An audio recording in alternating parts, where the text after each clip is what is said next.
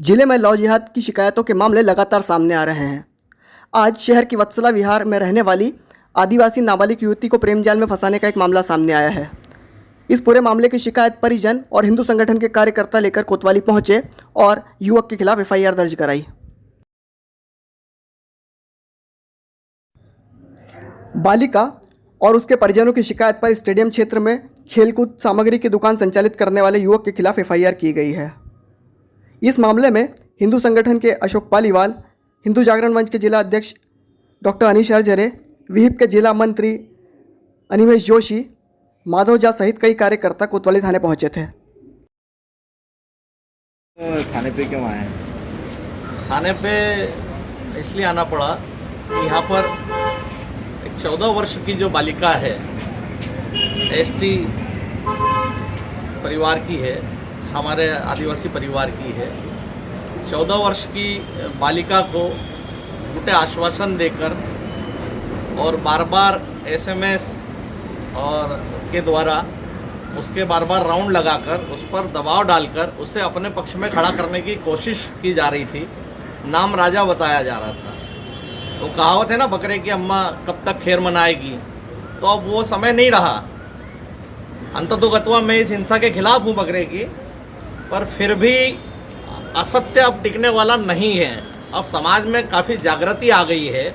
उस बहन को जैसे ही पता लगा कि ये राजा नहीं, राजा कुरैशी है और मुझे लव जिहाद के जाल में फंसा रहा है, तो उसने उस दबाव को नकारते हुए अपने पिताजी को इस घटना का पूरा उल्लेख किया। इनके पिता के द्वारा आज से 3 दिन पूर्व एसपी साहब को एक आवेदन देकर इस विषय को संज्ञान में लाया और उसके बाद आज ये एफआईआर यहाँ पर दर्ज कराने आई है।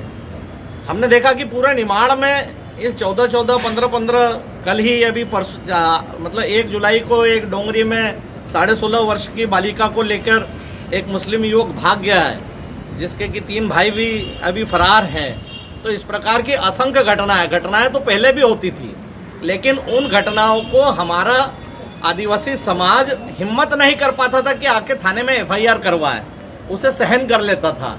आज बड़ी हिम्मत से हमारे भाई आगे आने में आगे आ रहे हैं और समाज के सामने इनका असली चेहरा बता रहे हैं कि ये कैसे छोटी छोटी बालिकाओं को, नाबालिग बालिकाओं को, जिन्हें समझ ही नहीं है, उन्हें अपने जाल में फंसाने के लिए प्रेम से डराकर दबाव के द्वारा अपने पक्ष में लाने की कोशिश कर रहे हैं। अभी कुछ ही समय पहले की एक घटना, एक बालिका को लेके गए, मेरे ख्याल से 1 वर्ष हो गया, शादीशुदा व्यक्ति बालिका को लेके गया, आज तक उसके पते नहीं है। मतलब कहीं ना कहीं पुलिस प्रशासन भी उनको ढूंढने में असफल है, और अगर प्रशासन ऐसा ही ढूंढने में असफल रहा तो ये घटनाएं बढ़ेगी।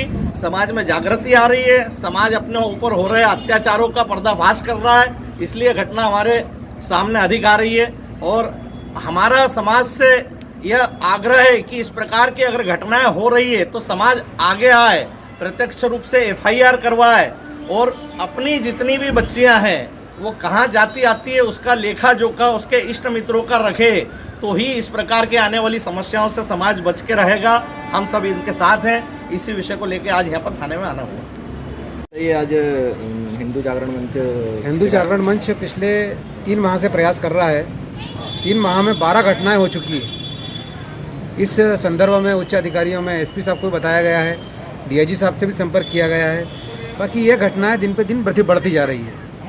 आखिर इस लव जिहाद की साजिश कौन कर रहा है, क्या इसकी कौन सी समाज समर्थन कर रही है, यह पूरा पुलिस को खो तक पहुंचना चाहिए। रहा सवाल हिंदू समाज का है तो हिंदू समाज में भील भलाई समाज, आदिवासी समाज, एसटी समाज, इन समाजों में दिक्कत ये आ रही है कि इनके घर में इनका आना जाना है। इनके आने जाने की वजह से फिर क्या है कि इनके लोग जिस थाली में खाते हैं उसमें छेद करते हैं। तो मैं हिंदू समाज से भी कहना चाहूँगा कि इन लोगों के घर में चाय, नाश्ता, भोजन, खाना, आना जाना, ये सब चीज़ें हिंदू समाज को बंद करना चाहिए। इससे ये लोग क्या है कि हमारी बहू बेटियों को प्रताड़ित करते हैं, लव जिहाद का शिकार करते हैं, प्रताड़ित होती है और आखिर फिर पूरी बदनामी पूरे हिंदू समाज की होती है।